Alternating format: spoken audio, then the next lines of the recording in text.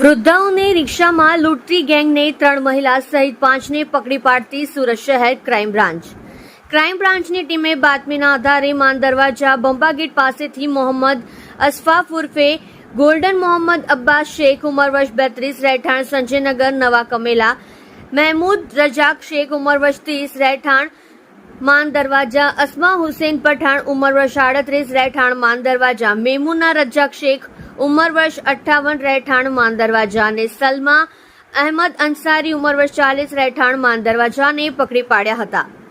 પોલીસે તેઓ પાસેથી 1.16 લાખના સોનાના ઘરેણા, રિક્ષા, 6 મોબાઈલ, રેડિયમ વાહન નંબર પ્લેટવાળા સ્ટીકર મળી કુલ્લે રૂપિયા 2.13 લાખનો મુદ્દામાલ કબજે કરી લીધો હતો.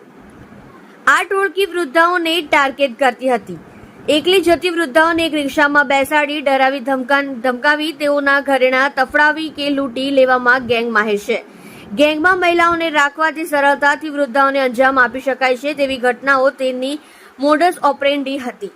પોલીસ પકડીને ન શકે તે માટે ઉધના દરવાજા પાસે પેઇન્ટરની દુકાન જઈ રેડિયમ નંબરવાળા સ્ટીકર બનાવડાવી ચોરી કરવા જતા પહેલા રિક્ષા પર ખોટા રજીસ્ટ્રેશન નંબરવાળા સ્ટીકર લગાડતા હતા. આ ગેંગની નૂરી ફિરોઝ શેખ અને તમન્ના ઉર્ફે કાલુ ભાભી વોન્ટેડ છે. પોલીસ પૂછપરછમાં શહેરના 7 ગુનાના ભેદ ઉકેલાઈ ગયા છે. તમે જોઈ રહ્યા છો કેપી ન્યૂઝ ચેનલ રાહિલ શેખની સાથે.